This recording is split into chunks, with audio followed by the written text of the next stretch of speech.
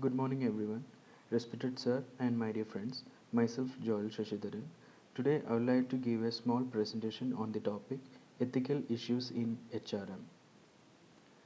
So, as an introduction, ethics are those values which has been imbibed within an individual's culture, legal obligation, etc. Ethics in HRM indicates the treatment of employees with ordinary decency and distributive justice.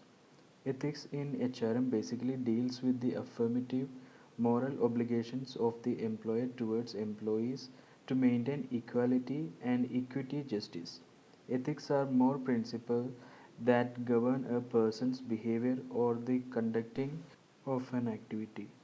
It's about being loyal towards the duty, organization, and society in terms of physiological contract. Now let's see what is human resource management. Human resource management is the practice of recruiting, hiring, deploying and managing an organization's employees. HRM is often referred to simply as HR or human resource. A company or organization's HR department is usually responsible for creating, putting into effect, and overseeing policies governing workers and the relationship of the organization with its employees. HRM is employee management with an emphasis on those employees as assets of the business. Now let's see what are the ethical issues in HRM. Some of the major issues an organization deals with is handling ethical challenges in workforce diversity. The following are some of the major ethical challenges an organization faces in ethical management. So the first one is privacy issues. Privacy refers to protecting a person's private life from instructive and unwarranted actions.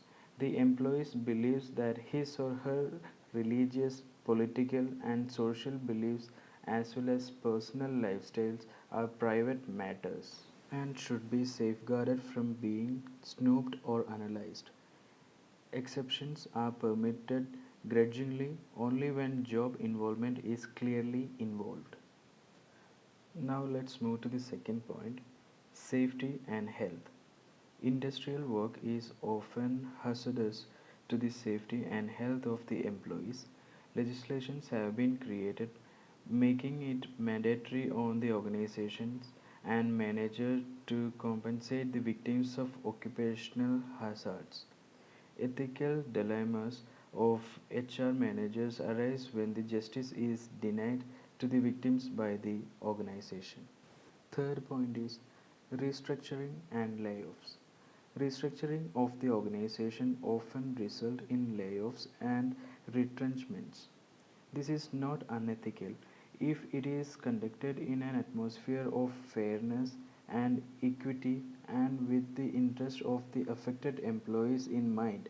If the restructuring company requires closing of the plant and the process by which the plant is chosen, how the news is to be communicated and the time frame of completing the layoffs is ethically important.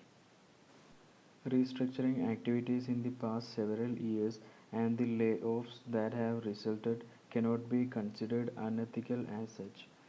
Restructuring and consequent layoffs have become relevant because of poor management, but incompetence does not become unethical. However, there are ethical implications in the process by which termination decisions are made and actions taken. Now, the fourth point is race, gender, age, and disability. The practice of treatment of employees according to their race, ethnic origin, sex, or disability have largely been stopped.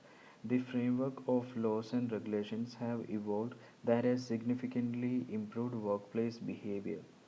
The threat of litigation and attendant costs have spurred employees to introduce several programs designed to train managers and supervisors to avoid discriminatory practices. No enterprise today would dare to publicly state that it denies minorities, women, and the disabled opportunities for employment, remuneration, and growth prospects different from those given to others. Now let's see 5 ways to make ethical culture in work life. The first one is clear expectation. One of the first steps towards creating an ethical workplace culture is to have clearly defined expectations and to ensure these expectations are written and communicated to all the employees. And the second one is from the top to down. Once expectations have been clearly established and communicated, one of the best methods for ensuring employees are motivated to follow these guidelines is for managers and executives to model the behavior they expect to see in their staff.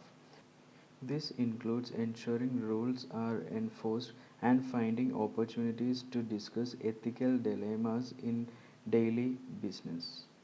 Third one is positive reinforcement. Organizational psychology has concentrated a wealth of its research in determining what motivates employees. Positive reinforcement is a behavioral technique which is proven to increase desired behavior in employees. And the fourth one is feedback mechanism.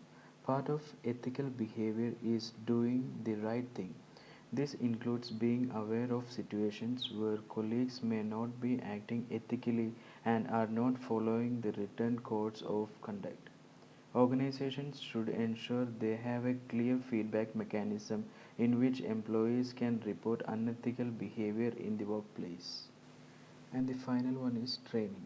In addition to communicating to staff acceptable and unacceptable behavior, staff should also be given the tools and strategies to develop the skills to use ethical behavior. This includes skills on how to solve ethical dilemmas. There are a variety of online and in person ethical workshops and training designed specifically for the workplace. Thank you.